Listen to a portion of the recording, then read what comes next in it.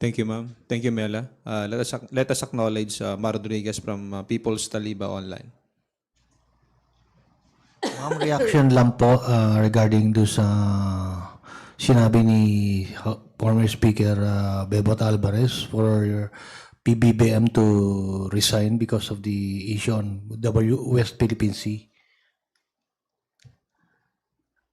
Yung isang tao, kapag binoto ng tao, ang makakatanggal sa kanya ay yung sambayan ng Pilipino rin. No? So, it's not fair for one person to call on the president to resign.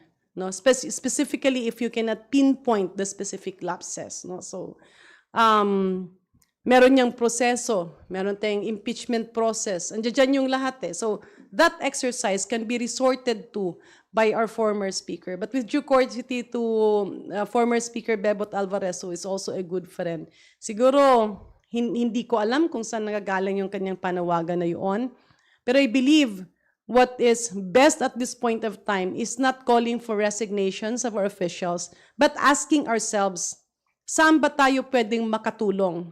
Sa dami ng problema ngayon, bakit ba tila hindi natin sinasabi yung totoo sa sambayan ng tao, sa sambayan ng Pilipino, ng economic tsatsya ay solusyon sa ating kahirapan at mga problema ngayon?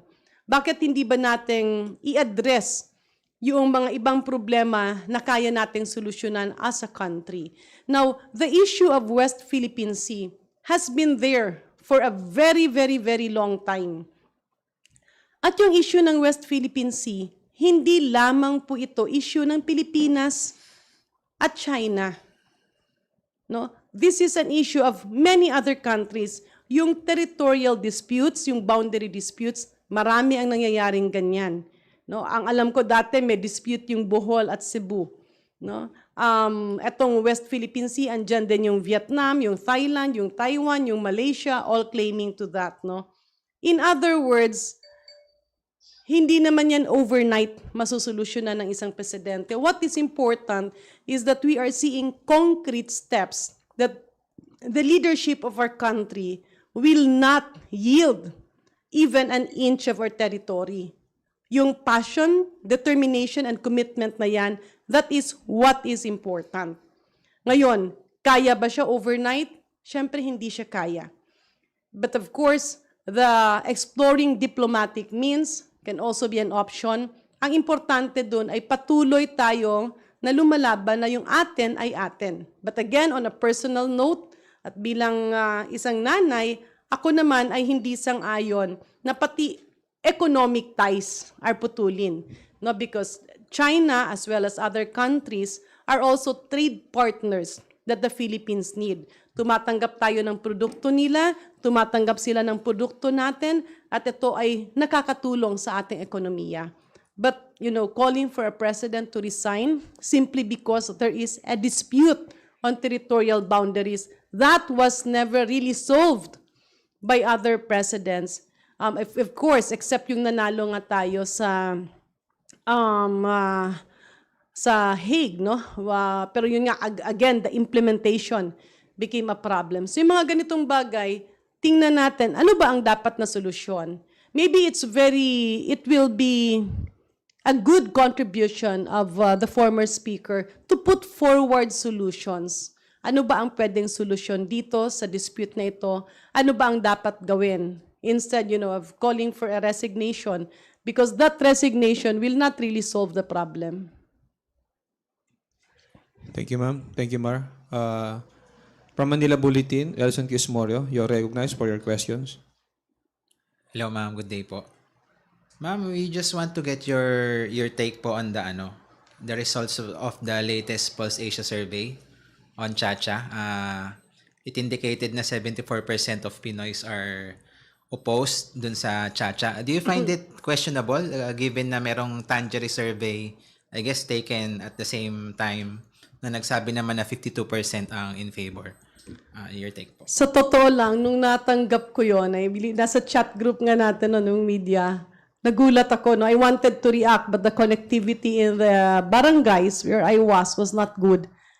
Yung una, talagang nagulat ako at naisip ko, sa dami at sa tagal ng debate sa Kongreso, bakit naging ganito? So I was starting to doubt also myself kasi sa mga nakakausap ko naman, lalo na dun sa mga nakakaintindi, hindi ganun ang natatanggap ko na response. But dissecting the Pulse Asia survey, while of course, I respect the people behind that institution at reputable naman talaga yung Pulse Asia. Kaya lang, syempre, walang perpekto.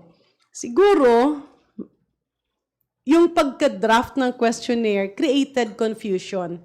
Kasi as I was dissecting the Pulse Asia survey report this morning, I saw 3 big problems. Unang-una kasi, ando dun yung mga katanungan na hindi naman totoong pinagdedebatehan ngayon sa Kongreso.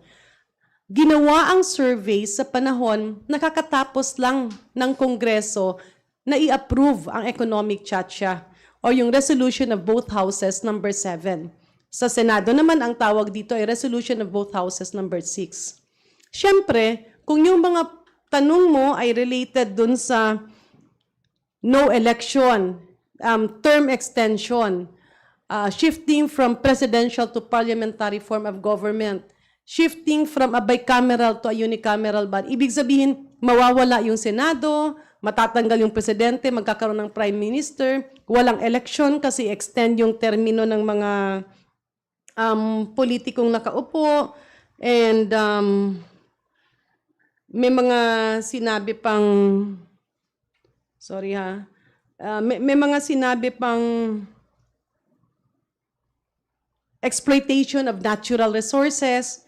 Natural, kung ikaw yung respondent, magre-react ka.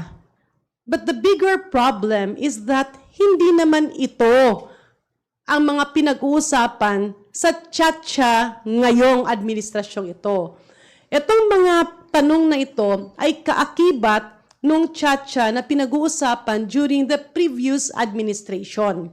So nung nagkaroon ng call for federalism, call for no election, call for extension ng term, call for a shift to a unicameral system of government. This was all during the Duterte administration. Ito ang chacha proposal sa panahon ni Pangulong Duterte. Pero sa panahon na yon, ang pinag-uusapan ng chacha ay yung mga pagbabago para sa kapakanan ng Pilipino at ng bawat pamilyang Pilipino. Anong pinag-uusapan dito? Mas magandang edukasyon, mas murang logistical cost para kapag mura ang pasok ng mga produkto sa Pilipinas, ibig sabihin yung pamasahe ay mura, magmumura rin yung lahat ng mga bilihin. Andun din yung problema sa kuryente, tubig, internet, and of course, ads. While nakasaad ito dun sa survey, yung mga dinagdag na hindi naman kasama, kasi kung tingnan mo sa mga katanungan sa survey, tila naging chop suey na sinama yung mga proposals during the Duterte administration and the current administration. So, syempre, kung ikaw yung tatanungin, pabor ka ba sa economic chachap? Ito yung mga ano doon. O pabor ka ba na walang election? Hindi naman yan yung totoo.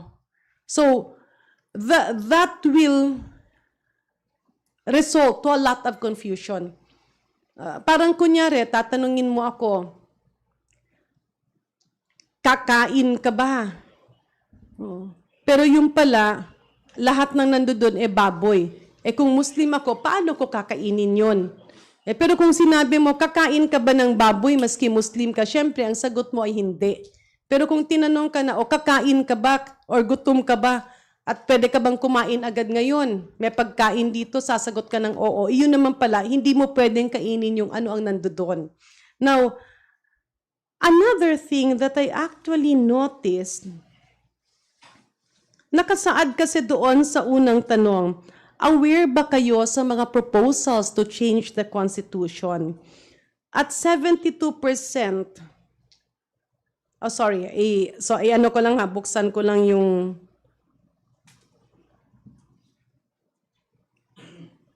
buksan ko lang para medyo, ayan.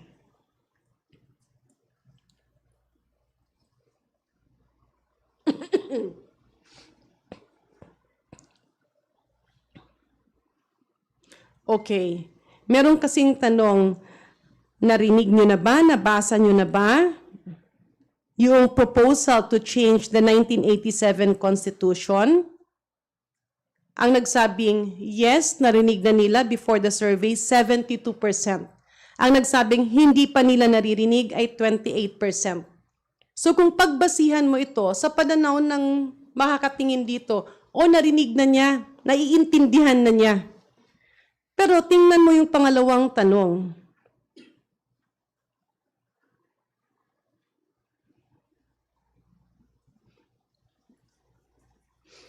How would you describe, the amount of knowledge you have regarding the 1987 Constitution of the Philippines? Ang ibig sabihin ng tanong na ito, naiintindihan mo ba? Pinapadescribe sa'yo, how will you describe? Alam mo ba yung current na konstitusyon ng Pilipinas? Ang sumagot na meron silang great deal of knowledge, 4%. Not a great deal, but a sufficient amount of knowledge, 22%. So sabihin na natin, sufficient knowledge is roughly around 25%. Pero ang sumagot na wala kaming kaalam-alam is 27%. Little knowledge is 48%. So yung little at no knowledge at all, if you combine that, that's 75%. Ibig sabihin, sa mga sinurvey ng Pulse Asia, 75% ang nagsabi, wala silang naiintindihan sa konstitusyon ng Pilipinas or wala silang alam. 25% ang nagsabing may konting alam sila at 4% doon ang nagsabing alam na alam nila. Now, pupunta tayo sa mga katanungan, sa mga babaguhin sa konstitusyon. In other words, the subsequent questions should have been asked only to the 25%. Dapat yung mga sumusunod na mga tanong, doon ka lang nagtanong sa 25%. Kasi paano mo ngayon sasagutin yung bagay na hindi mo alam? Example, sasabihin ko, Brother Mar, masakit ba yung tahi nung nanganak ka? Paano niya masasagot yun? Lalaki naman si Brother Mar, hindi siya nanganak at hindi niya naramdaman yung tahi pagkatapos manganak. So, the survey should have focused the questions on those who have knowledge. Kung titingnan mo, gawin natin example. So ngayon tanungin ko kayo. Meron ako ditong vitamins. Kasi masama ang panahon ngayon. Willing nyo bang inumin ito? Pero ang expiry nito was February 2024. So sa inyo lahat dito, sino ba yung gustong uminom ng vitamins na nag-expire noong February 2024? Okay lang? Kung sino yung may gusto. Sino yung ayaw? Ako, Yoko. Oh. Lahat kayo ayaw. Ang reason nyo kasi expired. Kung ako ang tatanungin nyo bilang doktor, iinumin ko yon. At hindi ako takot na inumin ang vitamins na nag-expire noong February. Bakit? Dapat kasi ang unang tanong, naiintindihan nyo ba anong ibig sabihin ng expiry ng gamot?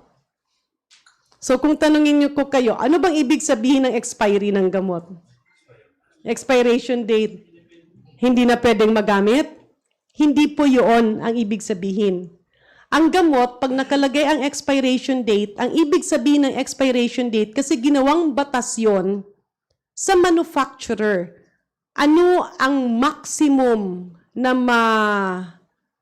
masasabi nila na yung bayad ng tao sa gamot na yan ay makukuha niya yung maximum potential ng pera niya. Ibig sabihin, maximum efficacy. Pag bumili ka ng gamot, yung value na binayad mo, yung pinaka-safest na maximum na benefit na makukuha mo, yan ang ibig sabihin ng expiration date. Kasi nasa batas na dapat ilagay ng manufacturer yon.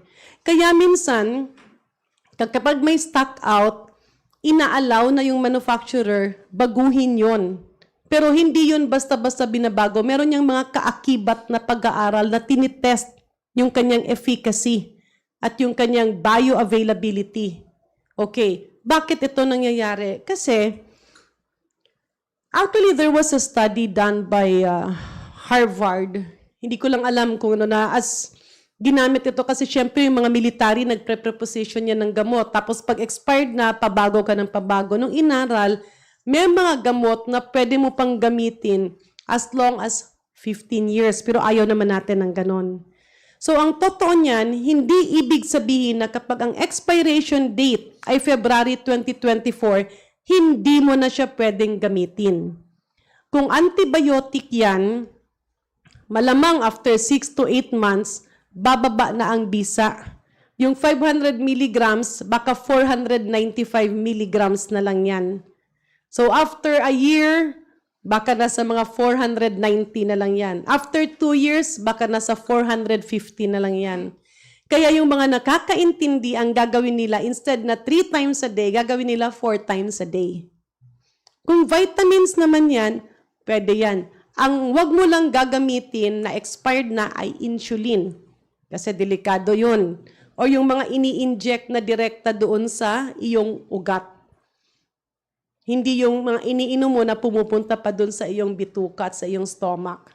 In other words, kung ako ang tatanungin nyo, iinom ako kasi alam ko na walang harm sa katawan ko. At yung expiration date is a marketing tool in compliance sa mga batas dahil pag binibili mo ang isang bagay at may bayad, dapat maximum naman ang balik sa'yo. Pero kung benepisyo, health benefit ang pag-uusapan, pwede kang uminom ng expired na, hindi naman yung nagkakamolds, hindi naman na sobrang ilang mga taon na case to case yan, pero hindi pwedeng ibenta yan at hindi pwedeng bayaran yan. So sa survey, dapat niyan, ang unang tanong should be, naiintindihan mo ba ano ang ibig sabihin ng expiration date? Pag sinabing oo, so yung mga nagsabing oo, yun lang ang tatanungin mo. Iinom ka ba ng expired na gamot? So ang magsasabing yes, it's because naiintindihan nila. So dito, ang unang kasing tanong, alam mo ba ang konstitusyon ng Pilipinas? At ang nagsabing alam na alam nila 4% lang. Ang nagsabing medyo may alam kami, 22%. So, matotal yun kasi meron yung mga ratio, mga point, dot, siguro, nasa mga 25%. Yung nagsabing, wala kaming kaalam-alam sa konstitusyon, 75%. So, kung tanungin mo, yung taong nagsabing wala silang alam sa konstitusyon, how can they participate? In other words, I'm not sure how to coin it, but if you have questions, kung magtatanong ka ng mga katanungan sa taong hindi alam ang topiko at hindi niya naiintindihan, syempre, yung sagot doon, mini, mo. Or kumbaga sa Ilonggo pa, mabalagpat lang sanda. Kung sa Bisaya pa, kumbaga pakot-pakot lang. Kumbaga it becomes a guessing game para lang na matapos. So I believe, yan ang maganda siguro na baguhin ng Pulse Asia na ang dapat nilang tanungin ay yung nakakaintindi lang sa konstitusyon. So, the conclusions of the Pulse Asia survey is not really reflective of the actual sentiments of the people. Kaya, iba siya doon sa survey ng iba namang mga providers.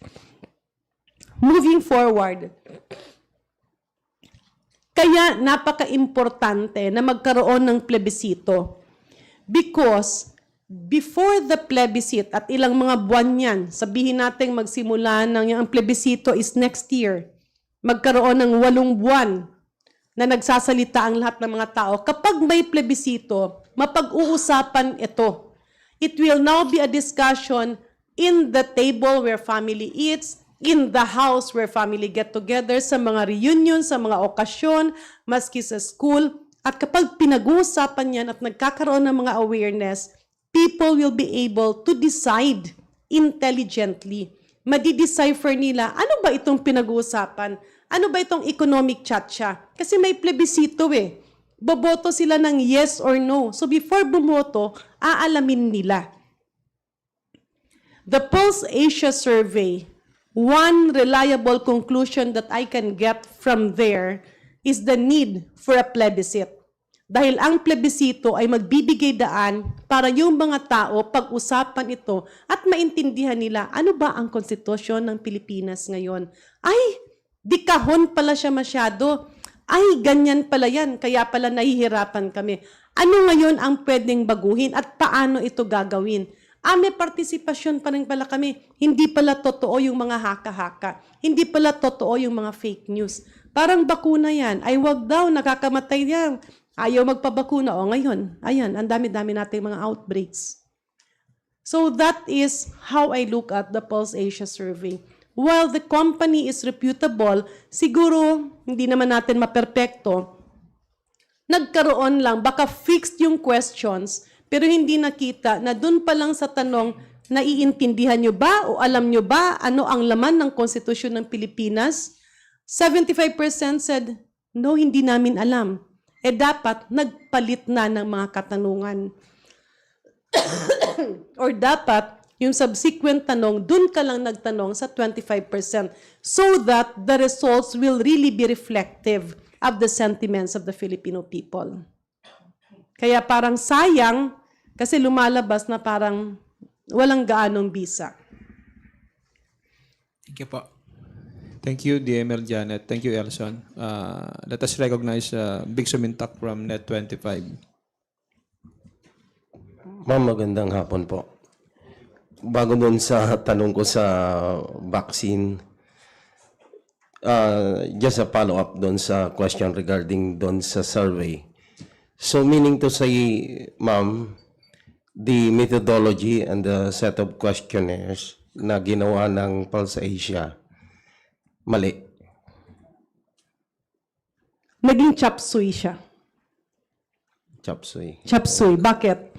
Ang tinatanong doon, ang pinag-uusapan kasi is chacha, economic chacha ngayon. Pero nakasaad doon yung mga proposal ng previous administration na kinumbine sa proposal nitong current administration. That's one. Pangalawa, yung conclusion niya na marami or 75% sa mga Pilipino ay ayaw sa economic chacha, mali siya. Dahil 75% ng mga tinanong mo ay walang alam sa konstitusyon. So paano mo masasagot yung isang bagay na tinatanong ka, babaguhin ba natin to? Hindi mo nga alam ano yung laman nun eh. Okay. Ma'am, do you suspect na some groups ang nag-commission at nag-manipulate nung survey, including the set of questionnaires, para kontrahin yung economic chacha? It's difficult to presume, but I believe that's best for Pulse Asia to answer. Kasi syempre nakasalalay din dyan yung reputasyon ng kanilang organization. Kasi very clear naman yun eh. Yun nga ang tanong ko, kung tatanungin kita, kumusta ba ang kirot nung ikaw ay tinatahi pagkatapos manganak?